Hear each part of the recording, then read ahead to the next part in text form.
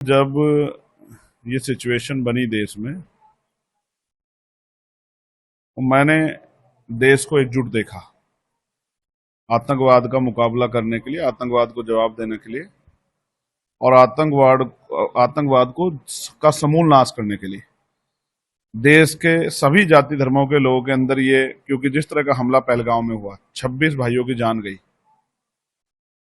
उससे सबके मन में पीड़ा थी कि हम लगातार सुनते हैं बॉर्डर पे कि आज हमारे जवान को के साथ एक घटना हो गई है, आज हमारे किसी सामान्य जो है जो निवासी है वहां के, उनके साथ एक घटना हो गई। सबके मन में इसको लेकर चिंता थी।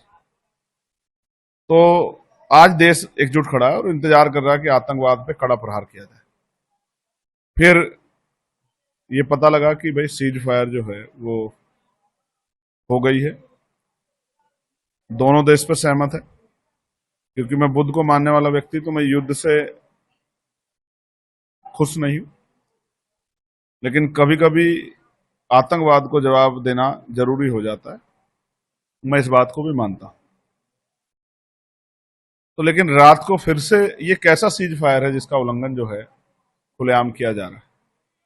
मुझे लगता है कि अभी वो देश अपनी इस हरकत से बाज आने वाला नहीं, तो उस पर ठोस कार्रवाई करने की जरूरत जो है हमारी सरकार को है। और ये ऐसा समय है जब पूरा देश सेना के साथ खड़ा है और जो चाहता है कि रोज सेना के खून से जो होली खेलने काम पड़ोसी मुल्क कर रहा है या आतंकवादी कर रहे हैं, वो बंद होना चाहिए। मैं आपके माध्यम से पड़ोसी देश पाकिस्तान को भी ये कहना चाहता हूं कि वो आतंकवादियों को अपने आप पनाह देना बंद कर दे। इसी में उनकी भलाई,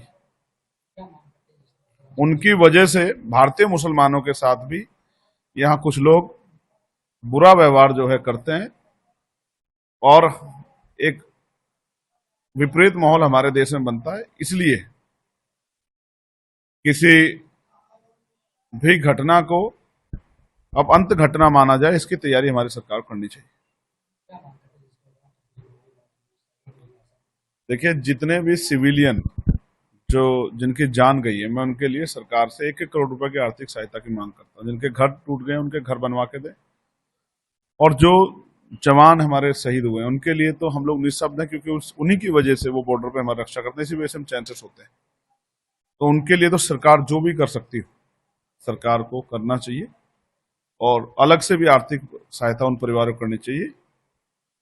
साथ साथ भविष्य में ऐसा ना हो, इसकी भी जो है हमारी फॉरेन पॉलिसी बहुत अच्छी होनी चाहिए कि भविष्य में इस तरह की घटनाएं ना हो, किसी भी बॉर्डर पे ना हो। कांग्रेस सांसद राहुल गांधी जी ने प्रधानमंत्री को में विशेष सत्र बुलाने की मांग की।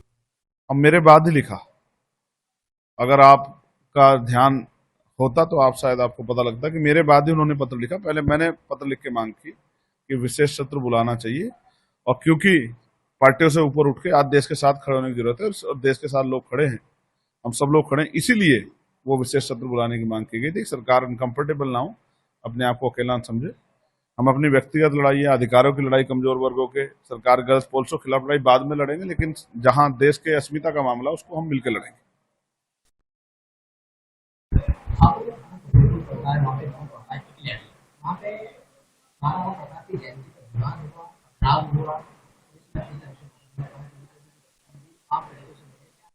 देखिए, पिछली बार और इस बार, क्योंकि मैं बहुत ग्रामीण क्षेत्रों में रहा हूं, तो सदगुरु रविदास जी की शोभा यात्रा पे कोई नई परमिशन सरकार ने नहीं दी, और उसी तरह 14 अप्रैल पे बाबा साहब अम्बेडकर की जयंती, किसी नई शोभा यात्रा की परमिशन किसी कार्यक्रम की किसी भी जिले में नहीं दी गई। लेकिन अब बिना अनुमति के यात्रा जो है निकलवा के, और इसमें इसका जवाब पूरे प्रशासन को, पूरी पुलिस व्यवस्था को देना पड़ेगा हापुड़ की, कि बिना अनुमति के यात्रा निकलती है, और फिर उस यात्रा में जिस तरह से जिनको जो पीड़ित हैं, जिन दलित समाज के लोगों को पीटा गया, उन्हीं पे एफआईआर दर्ज की गई। पिटा भी दलित है और दलितों पे भी एफआईआर दर्ज की गई। ये हापुड़ के जो पुलिस के लोग हैं, प्रशासन के लोग हैं, ये उनकी जो है दलितों के प्रति उनका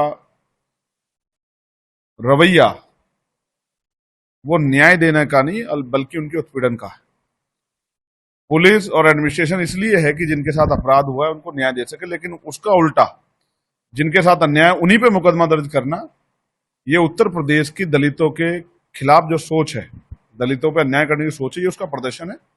हम लोग इस घटना पे चुप नहीं बैठेंगे, हम लोग यहाँ के अधिकारियों से बात करेंगे। और मैंने बहुत पिछली बार भी हमने एक बड़ा प्रोटेस्ट उत्तर प्रदेश में बुलाया था। अगर इस तरह से लगातार जिस तरह के हमले दलितों पे हो रहे, पिछड़ों पे हो रहे, मुसलमानों पे, इसके खिलाफ कोई बड़ा प्रोटेस्ट बुलाना पड़ा तो हम लोग पीछे नहीं उठेंगे और फिर हम राजधानी में एक बड़ा प्रोटेस्ट करके सरकार को चेतावनी देने का काम करेंगे।